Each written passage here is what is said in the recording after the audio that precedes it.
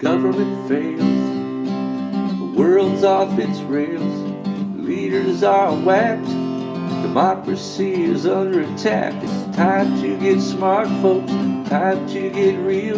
Let's cut through the crap, tell us how you feel. Let's cue the talent, let's meet the host. Podcast by George. Hello, hi, how are you? Welcome back to another podcast by George. Well, we're long overdue. We need a house call. We need a visit from the good doctor, Stephen W. Schmidt, the Lucan Endowed Professor of Political Science from Iowa State University, is due back on the show. And I don't know if the country's sick of politics or if politics is making the country sick, because it is all politics, folks. I mean, we could do this show every single day. We've got a big political event coming up. It's the debates, the first presidential debate between Donald Trump and Joe Biden, of course. And I wanted to talk about that, but every now and then I like to throw something different into the open. I got to throw this in. I want to show this to the doc, too. Hopefully he can see this on his screen. I mean, this is the damnedest story, and this goes along with what I've been talking about ever since that CARES package came down. But get this. A new startup is recruiting gig workers to help landlords evict people from their homes, calling it the fastest growing money-making gig because of COVID-19. And it reads below, a new startup is recruiting the gig workers in the throes of the pandemic. Civil, which Motherboard describes as Uber, but for evicting people, has posted job listings across the U.S. that encourage gig workers to join the app and work as eviction crew members. Now, Civil notes that landlords are looking to hire workers to evict tenants who can't afford to pay rent, advertising the gig as the fastest growing money-making gig due to COVID-19. The CDC is imposing a moratorium on all evictions across the U.S., but Civil's terms appear to pass on responsibility to landlords to ensure that evictions carried out through the startup are legal. So that's what's happening. That's what's coming, folks. And, a lot of people would say with the CARES package, well, they had to do something. Nobody could see this type of thing coming. Well, you know who did? I did. I mean, honest to God, I'm just podcast by George, folks. I told people that everyone was going to lose their homes. The money was going to the top. It wasn't going into the home and the hands of the landlords or homeowners. My God, getting ahead of myself here. Well, guess who's not going to lose their bank? Yeah, the banks aren't going to. They're going to get their money. Guess who isn't going to lose the rental property? The landlord isn't. It's the people that didn't get the money down at the bottom of the pyramid that are going to lose their homes. And it's looming large, and it's coming. My God, Marie Antoinette would be proud. The pharaohs of old Egypt would be laughing over something like this. Not only did they get all the money, they're turning us against ourselves. They don't even have to fight us. We're going to fight ourselves and evict ourselves. Gig workers evicting gig workers. Honest to God. That's an ironic situation for sure. I hadn't seen that, George. And I will remind you, I have had my heart broken in the past in Ames, going home and driving by and seeing, this was during the recession there in the early 80s. And seeing a pile of, furniture and clothes and baby cribs and stuff outside of some rental property. It's nothing new, George. Don't get too excited about it. Yeah.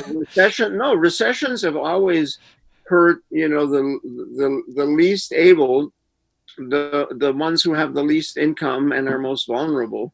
And I don't know who, usually the cops do the evictions, right? Not gig workers. It's usually the sheriff's department, the deputies, These gig workers are just being hired to maybe clean out the premise after an order has been issued by the court, because it has to be a court order.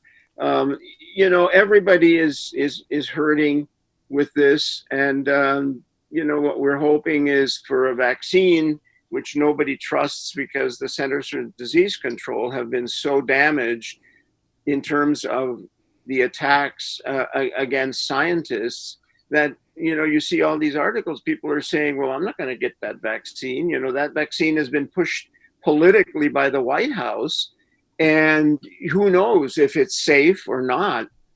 we're living in a turbulent moment, and there's a debate coming up, as you said. There's an election coming up, and that the New York Times waited until the day before the debate to pop the big story that they had a lot of documents about President Trump's finances, which I think will make the debate more interesting, frankly, because that wasn't on the script before. And I know that Joe Biden is being prompted tonight to bring up the fact that President Trump seems to have fairly poor finances for a billionaire.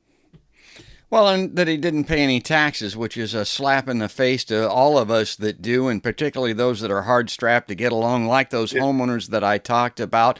And you're exactly right. This has happened before, and that's the insult to the injury. There is a precedent for this. 5 million Americans lost their homes when Barack Obama bailed out the banks in 2008, and here they are doing it again on a scale like we have never seen before, and that's the point of that. That's the injury of this thing. Well, let's talk a little bit about this debate coming. Yeah. And George, the thing is that I fear that it isn't going to register with a majority of Americans now any more than it did before. And I don't understand why. And maybe one reason is that the Democrats are not bringing this up enough.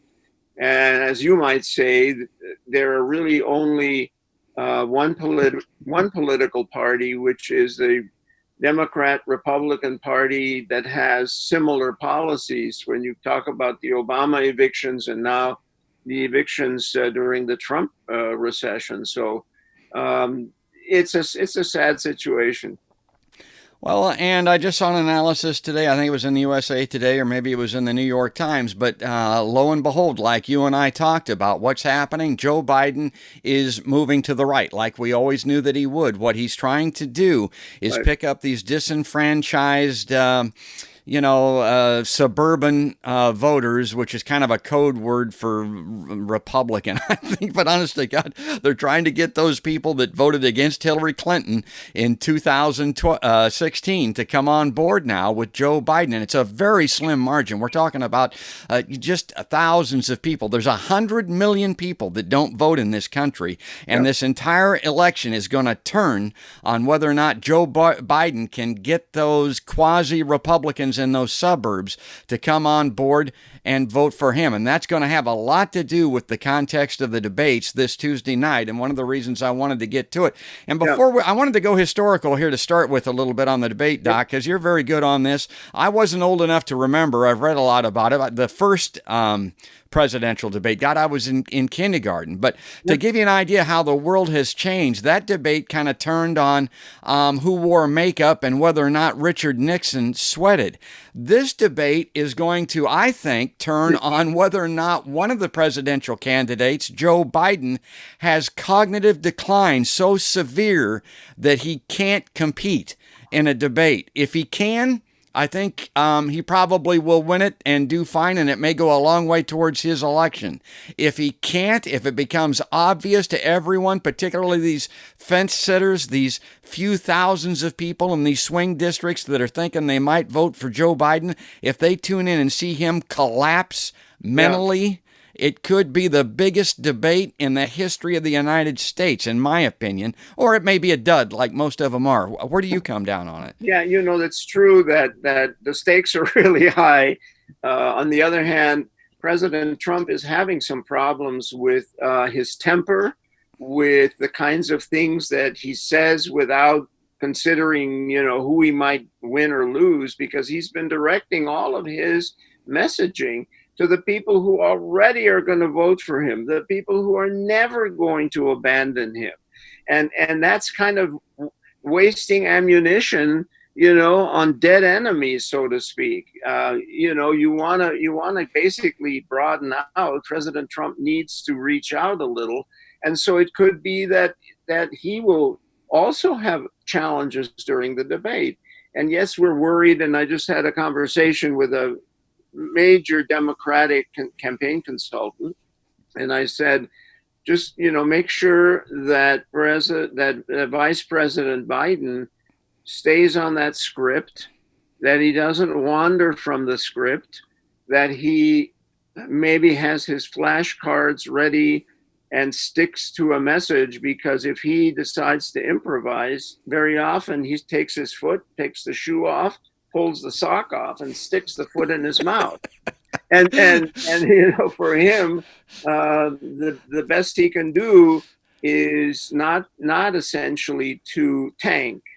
I don't think it'll be brilliant. I don't think there will be history making, statements. But if Biden can hold his own, the margins are so slim, they're all within the margin of error in a lot of the states. The news media keeps saying Biden is ahead here. Biden is not ahead. He's within the margin of error, and it all depends on what the weather is. If the weather is nasty, people won't go to the polls. And it depends on whether people who say they're going to vote at the polling places decide, all those people with the masks, I'm not going to do it. There are too many variables. And so it's going to be, for us all, a nail biter going up to November 3rd, but then a nail biter going after November 3rd, because of all those ballots that have been mailed in, that for some reason the brilliant legislators and governors of our states in many places have said, well, you can't count those before the polls close on November 3rd. Well, why can't you count those? You can count them and keep them secure so you're not leaking anything, and then you don't have to wait to start counting them until after the Exactly. polls. It could make recounting them easier if you have to do that. Yeah. It's just idiotic. It's our election system is creaky, is wheezing, is controlled by 3 private companies that manufacture the voting machines. And in some places, the voting machines, number one, are not functioning well. And so they're sending in, tech people from these companies to fix the glitches. Number two, in some cases, the voting machines are not very clear. And a lot of voters have gone in and don't understand how do I do this? And number three, you notice how I'm really organized today.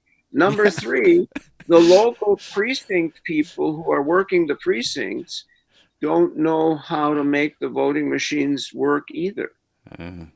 I mean, I've never heard of such a thing. Germany and other countries, they run an election and the results come in and it's pretty clear, and there isn't any great debate about, the voting machines or anything else. Why have we ended up in this bad place in terms of each state can regulate how you vote, whether you can do mail-in ballots or not?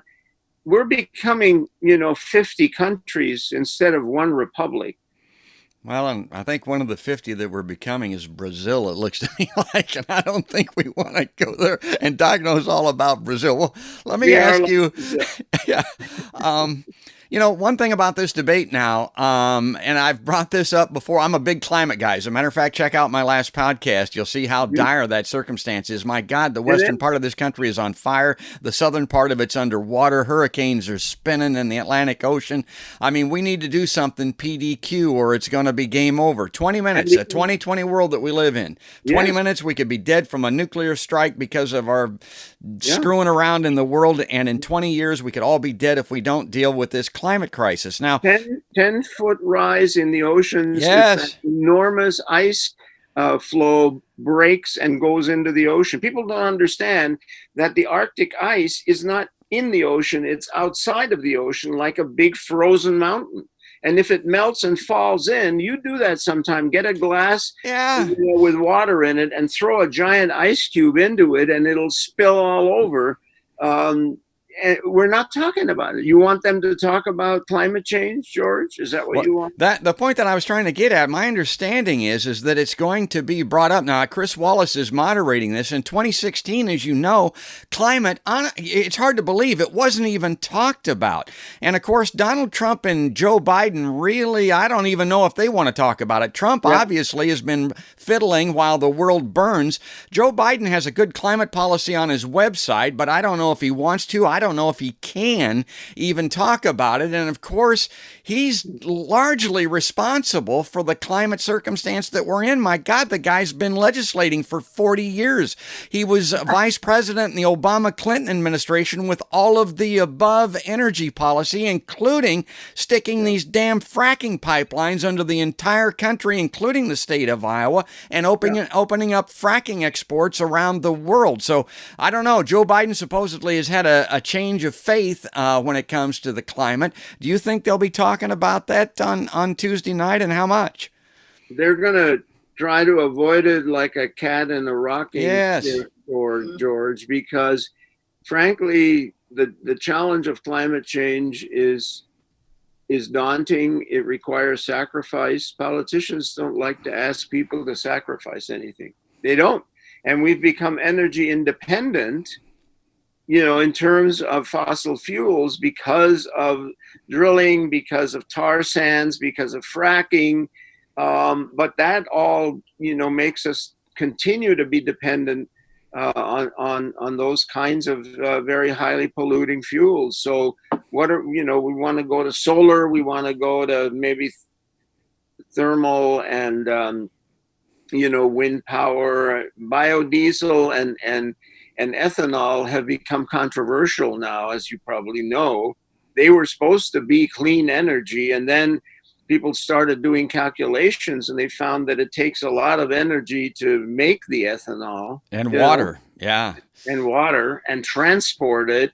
And so we're sort of stuck with, where are we going to get the energy to run our cars, our homes, our factories, our stores, our schools and hospitals? Where are we going to get that isn't continuing to contribute? And what are we going to do about India and China, which are still big polluters, And I guess I would think you would not want us to invade them and force them to change their energy policy. Do you think? We're already involved in too many places around the world with unsuccessful military operations. Now I sent you an interesting article sent to me by a colleague, a friend, of a new weapon that we have that is, instead of the drone coming in and blowing things up, the drone comes in and fires something that is kind of like a sharp knife that kills our enemies around the world. I'm not sure exactly how that operates, but wow, I've had nightmares about that one, Oh, there's some nightmare scenarios out there. One of them was a recent article. I would encourage people to look it up. Supposedly, the Trump administration actually asked about using a heat ray against the demonstrators in Lafayette Park across from the White House. It's a technology, it's a weapon that's kind of in development, but it does exist. People don't even know that. Here, I'm staking a lot of our future on our ability to go out and protest. Trump wants to throw us in bags in the back of SUVs, and he wants to turn heat rays against us. And on a cold winter's night in Iowa, when my furnace in my old farmhouse isn't working really well, give me that heat weapon and aim it at me and turn it down real low, but warm me up, please. I mean, it's just hard to imagine. There are all kinds. I mean, obviously the Russians and the Chinese have these sound weapons that they've been using at the embassies to target diplomats and stuff. We think it's them. We're not really sure. It could be our own agencies that are doing it. Who knows? But there's nothing like developing a new deadly weapon to get some people in government really excited and spend a lot of money. Well, to summarize here, we're going to be running out of time very quickly. But again, my big picture on this is you're going to have the two camps. You're going to have the anybody but Trump camp. That's the Democrats. That's the MSNBC viewers. You're going to have the Fox viewers that believe that the country's in riot and that they've got to support Donald Trump. And particularly, they want that Supreme Court nominee. So I guess that would be the question. Do you think that's going to be discussed at the debate? Are they going to talk about a Supreme Court nomination? I think so. And certainly, Biden, I gather the Democrats don't want to attack the nominee personally.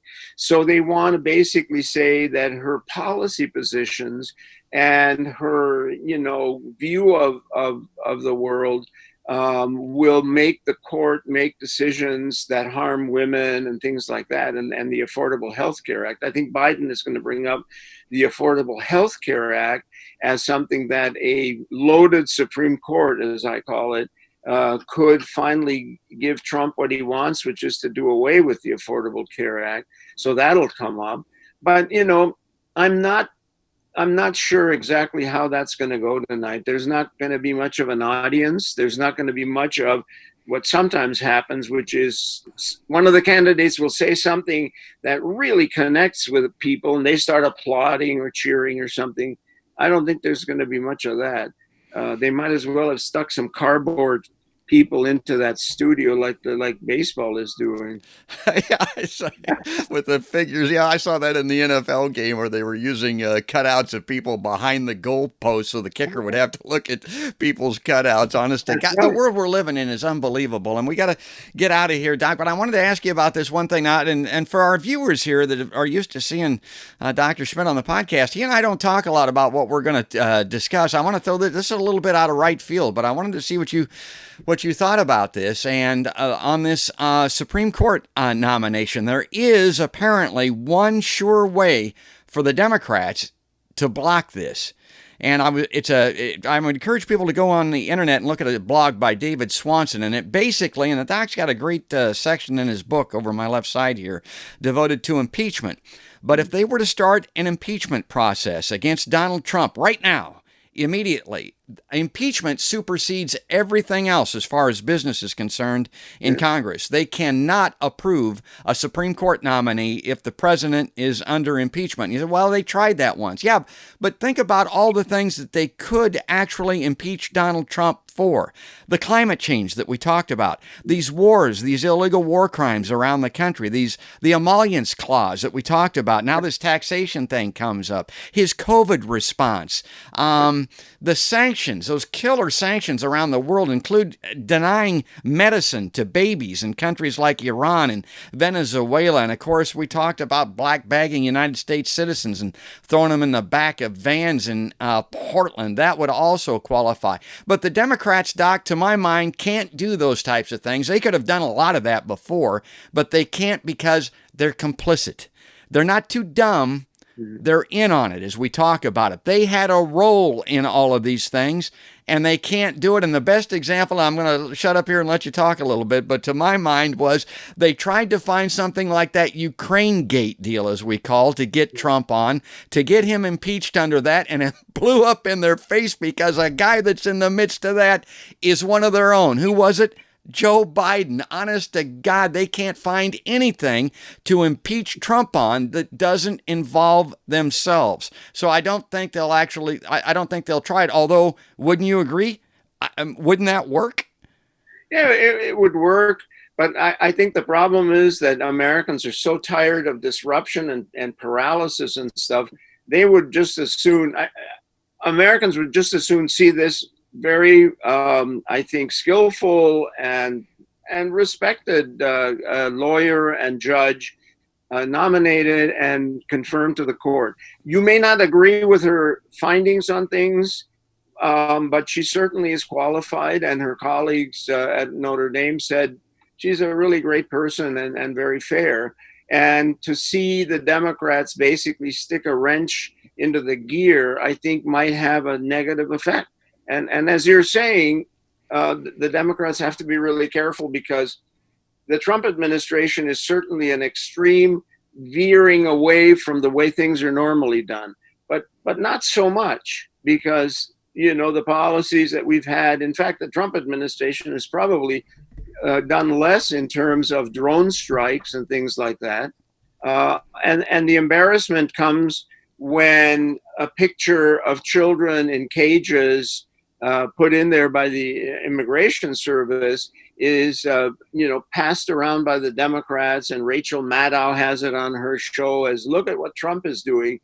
Oops, that picture was taken during the Obama administration when they were putting kids into cages, And so it's like, oh boy, this is really tough. How do we separate ourselves and make a case that genuinely says Democrats, are better? On the other hand, Trump truly it deviates from the norm, as we say in political science. Everything that he's done is extraordinary. And now the courts are beginning to push back even more, because the courts have just said, well, you can't you can't have someone as the acting secretary of a federal agency forever. An acting secretary is only for a short period of time, and it has to be someone qualified, and then the Senate has to confirm him or her.